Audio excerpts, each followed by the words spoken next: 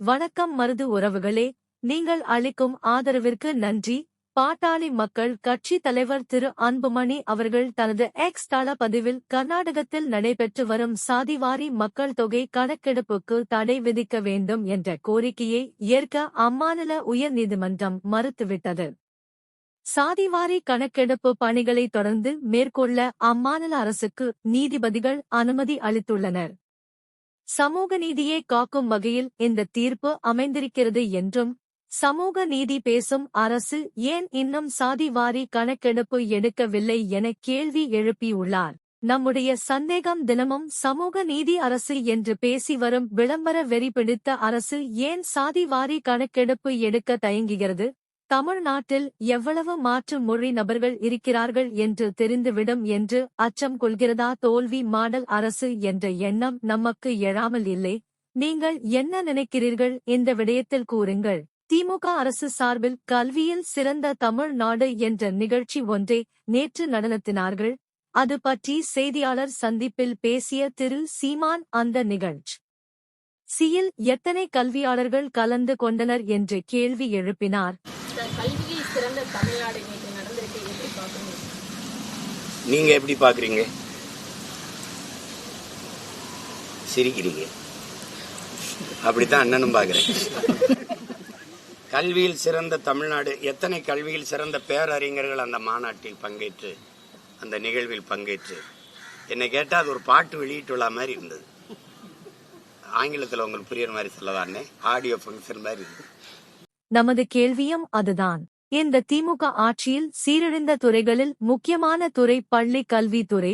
இந்த திமுக ஆட்சியில்தான் பல அரசு பள்ளிகள் மூடல் என்று செய்தி ஒளிபரப்பு செய்திருந்தோம். அதேபோல கல்வித்துறையில் பல்லாயிரம் காலி பணியிடங்கள் நிரப்பப்படாமல் இருக்கிறது. விளம்பர மாடல் அரசு. பல பள்ளிக்கூடம் பராமரிப்பு இல்லாமல் உள்ளது. சில தினம் முன்பு கூட திருச்சி மாவட்டத்தில் உள்ள ஒரு பள்ளிக்கூடம் மேற்பூச்சி இடிந்து விழுந்தது பற்றி கூறியிருந்தோம். இப்படி தமிழ்நாட்டின் பல துறைகள் சீரழிந்துவிட்டது. நிர்வாக திறன் அற்ற திமுக ஆட்சியில் திமுக எம்எல்ஏவுக்கு சொந்தமான மருத்துவமனையில் கிட்னி திருட்டு தொடர்பாக நீதிமன்றம் தனது அதிருப்தியை தெரிவித்து உள்ளது.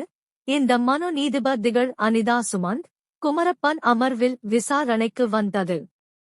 மனுதாரர் தரப்பில் சிறுநீரக திருட்டு தொடர்பாக உயர் நீதிமன்றம் நியமனம் செய்த சிறப்பு விசாரணை குழு விசாரணையில் எந்த முன்னேற்றமும் ஏற்படவில்லை.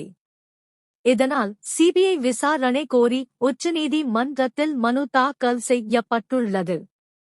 மனு நிலுவையில் உள்ளது என தெரிவிக்கப்பட்டது.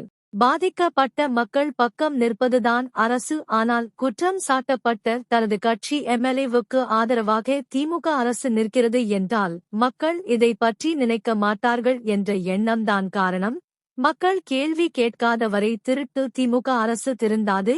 வரும் தேர்தலில் திமுக டெபாசிட் கூட வாங்கக்கூடாது. மக்கள் செய்வார்கள் என்று நம்புவோம். திரு தினகரன் அவர்கள் வரும் தேர்தலில் அதிமுக தோல்வியை சந்திக்கும் என கூறி உள்ளார். நம்முடைய சந்தேகம் அப்படியானால் மீண்டும் இந்த விளம்பர மாடல் அரசு அதிகாரம் ஏற வேண்டும் என நினைக்கிறாரா திரு தினகரன் அவர்கள்? செல்வி ஜெயலலிதா அவர்கள் உயிரோடு இருந்தவரை அந்த கட்சிக்கு தொடர்பில்லாமல் தான் இருந்தார். இவரை அந்த கட்சியில் சேர்த்து கொள்ளவே இல்லை. பல ஆண்டுகளாக செல்வி ஜெயலலிதா அவர்கள் இவரின் இந்த கீழ்த்தரமான எண்ணம் காரணமாக கூட இருக்கலாம். இன்றைய மக்கள் விரோத திமுக அரசுக்கு ஆதரவாக செயல்படுகிறாரோ நமக்கு எழாமல் இல்லை. இன்றைய நாமக்கல் ரோட் ஷோ நிகழ்ச்சியில் பேசிய திரு விஜய் அவர்கள் பாஜக என்ன செய்தார்கள் என்று கேள்வி எழுப்பியுள்ளார். மூச்சுக்கு முன்னொரு தடவை அம்மா அம்மா அம்மான்னு சொல்லிக்கிட்டு ஜெயலலிதா மேடம் சொன்ன அந்த விஷயத்தை டோட்டலா மறந்துட்டு ஒரு பொருந்தா கூட்டணியா ஒரு கூட்டணியா ஒண்ணு அமைச்சுக்கிட்டு கேட்டா தமிழ்நாட்டோட நலனுக்காக இந்த பாஜகவோட கூட்டணி வச்சிருக்கோம்னு சொல்லிக்கிறாங்களே, அவங்கள மாதிரியும் நாம இருக்க மாட்டோம். இல்ல நான் தெரியாம தான் கேக்குறேன். இந்த பாஜக அரசு தமிழ்நாட்டுக்கு என்ன செஞ்சுட்டாங்க? நீட்டை ஒழிச்சிட்டாங்களா? கல்விக்கு தேவையான அந்த நிதியை முழுசா கொடுத்துட்டாங்களா? இல்ல தமிழ்நாட்டுக்கு தேவையான எல்லா விஷயங்களையும் தான் சரியா செஞ்சுட்டாங்களா? அப்புறம் எதுக்காக இந்த சந்தர்ப்பவாத கூட்டணின்னு நான் கேட்கல. புரட்சி தலைவர் எம்ஜிஆர் அவர்களோட உண்மையான தொண்டர்கள் அவங்க கேக்குறாங்க.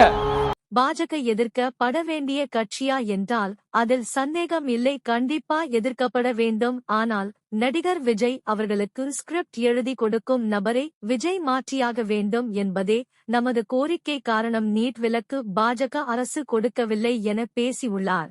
நீட் கொண்டு வந்தது காங்கிரஸ் அரசு, அதற்காக வாதடியாதும் காங்கிரஸ் கட்சியை சேர்ந்தவர்கள். நீட் விலக்கு என்பது கொடுக்க முடியாது சட்டப்படி. ஆனால் அடிப்படை புரிதல் இல்லாத விஜய் மீண்டும் மீண்டும் நீட் விலக்கு பற்றி திமுக பேசுவது போலவே பேசுகிறார். நடிகர் விஜய் அவர்கள் முதலில் அரசியல் அறிவை வளர்த்து கொள்ள வேண்டும்.